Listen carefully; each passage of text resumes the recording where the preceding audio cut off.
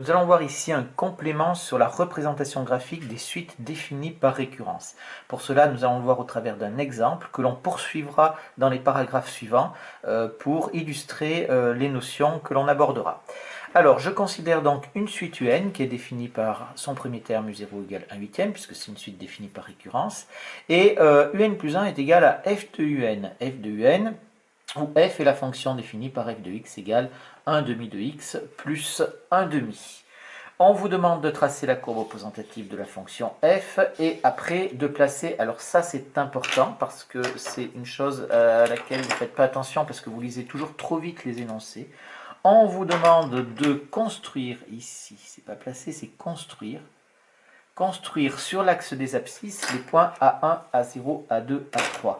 Attention, on vous dit bien sur l'axe des abscisses. Chaque année, il y a des élèves qui ne lisent pas cette partie-là. Les points A0, A1, A2, etc., d'abscisses respectives, U0, U1, U2, on placera tous ceux qu'on pourra le faire. Attention, c'est une construction. C'est une construction que l'on vous demande. Et donc, si c'est une construction, ça veut dire qu'il faut expliquer la construction et on ne calculera autant qu'un terme de la suite. C'est-à-dire qu'ici, il n'y a pas de calcul à faire. Alors, ici, je prends ma fonction f, qui est donc une fonction affine, donc sa représentation graphique est une droite, il n'y a pas de souci. On fait un petit tableau de valeurs si on en a besoin, ce n'est pas obligatoire, les fonctions affines sont considérées comme évidentes. On place donc ces deux points ici, vous voyez j'ai pris une grande échelle, 8 cm sur les deux axes, on vous l'imposera ou alors vous la choisirez, mais le plus souvent on vous l'imposera. Donc ici je suis à 1 demi à cet endroit là, et là-haut je suis à 1, que je ne me trompe pas, je suis à 1 ici. Je vais donc avoir la droite représentative de la fonction f qui est donc ici.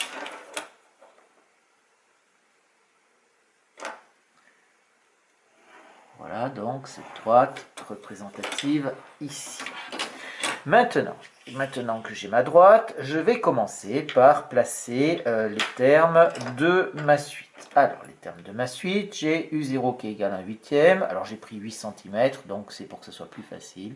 J'ai donc U0 qui est là, U0, et donc j'ai mon point A0 qui est ici sur l'axe des abscisses. D'accord? Donc, voilà cette chose-là. Maintenant, il faudrait que je place U1. Mais pour placer U1, on m'a dit qu'il ne fallait pas faire de calcul. Mais on a quand même quelque chose. Ici, on remarque que UN, alors on a UN plus 1 qui est égal à f de UN. Donc, si je veux calculer U1, U1 c'est égal à f de U0. D'accord? On va respecter ça. Et puis après, je vais avoir U2 qui va être égal à f de U1, etc. U3 qui va être égal à f de U2. Et ainsi de suite. C'est donc des calculs d'images ou des lectures d'images. Donc, qu'est-ce que je vais faire? Eh bien, je vais purement et simplement regarder l'image. Donc, il faut que je prenne l'image de U0. L'image de U0, donc je vais sur ma fonction, ça, il n'y a pas de souci. Je vais obtenir cette chose-là. Et je vais donc avoir ici l'image de U0. Je vais donc avoir ici U1. Je vais avoir U1, donc f de U0 qui est ici, et donc ça, on a dit que c'était égal à U1. Donc j'ai placé U1, mais le problème, c'est que U1, je l'ai placé sur l'axe des ordonnées. Or, on me dit de le placer sur l'axe des abscisses, et on veut une construction. Donc il faudrait que ce U1 ici, je le place avec exactitude sur l'axe des abscisses. Alors sur ce dessin, comme on tombe pile sur une valuation, c'est facile, mais ça ne sera pas toujours le cas. Donc pour ça, qu'est-ce qu'on va tracer? Eh bien, on va tracer une droite particulière, c'est la droite d'équation y égale x. Donc, c'est-à-dire la droite qui est en diagonale ici, y égale x, elle doit passer normalement ici. Je le trace.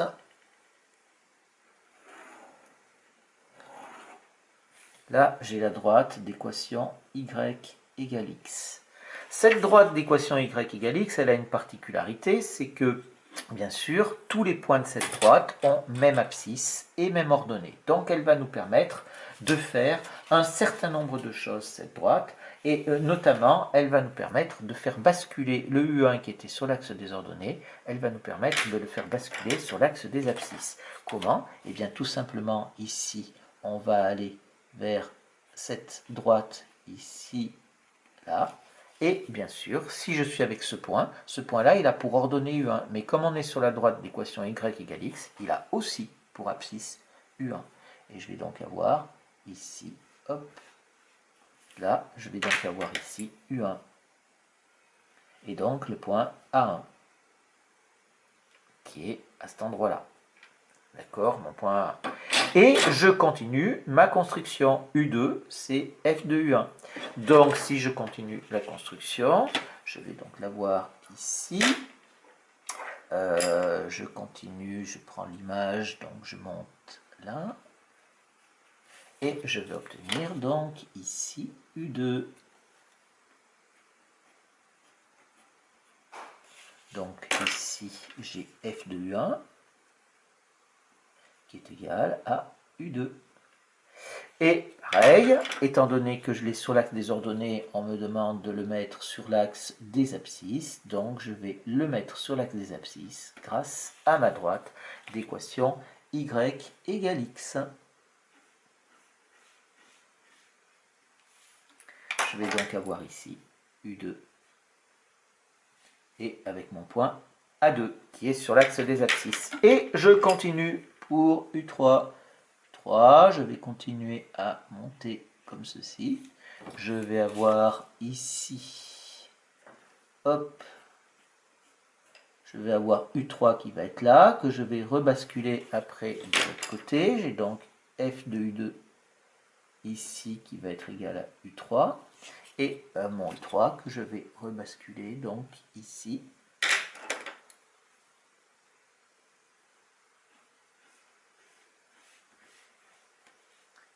Hop, et je vais avoir donc ici U3 et je vais avoir mon point A3 au même endroit.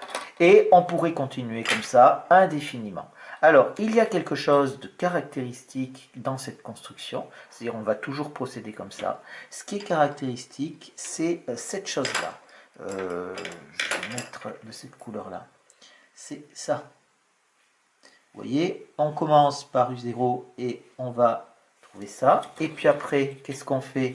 Eh bien, on peut passer par l'axe des ordonnées, mais on peut basculer directement sur la droite d'équation y égale x pour obtenir. Et puis après, qu'est-ce qu'on fait? On va remonter ici pour retrouver l'image. Et ici, pareil, on va faire ça. Et ça va continuer comme ça indéfiniment. Vous voyez, on se promène à l'intérieur entre nos deux droites. Alors, attention, hein, je ne dis pas que c'est toujours comme ça parce que chaque dessin est différent, mais le principe reste le même. Et ainsi de suite. Alors là, on était allé jusqu'à U3. Après, on continue. Ça forme un escalier, vous voyez. Et ça, c'est l'élément caractéristique de la représentation de cette suite.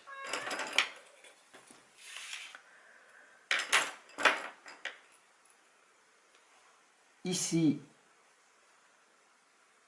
la droite d'équation, donc la droite d'équation y égale x, la droite d'équation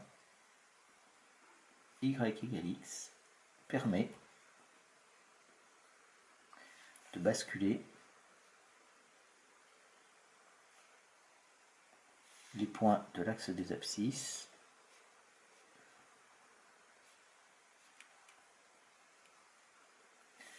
vers l'axe des ordonnées, vers l'axe des abscisses.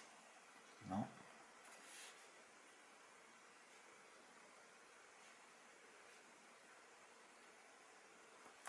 Cette droite d'équation y égale x est aussi appelée la première bisectrice. Pourquoi? Tout simplement, quand on fait un repère comme ça, on a le premier cadran ici, le deuxième cadran, le troisième cadran et le quatrième cadran. On tourne en fait dans le sens trigonométrique direct. Et bien évidemment, ici, quand on fait les bisectrices, on a la droite ici d'équation y égale x. Et vous avez ici la droite d'équation y égale moins x, qui sont les deux diagonales ici. Et bien, la droite d'équation y égale x, si on est dans le premier cadran, on va dire que c'est la première bisectrice. Pourquoi? Parce que ça sépare ce secteur angulaire ici en deux secteurs égaux. Donc c'est la bisectrice de ce premier angle droit ici. Donc première bisectrice, deuxième bisectrice, troisième bisectrice et quatrième bisectrice. Bien sûr, la première et la troisième ont la même équation, et la deuxième et la quatrième ont également la même équation. Donc ici, la droite y égale x, ça s'appelle la première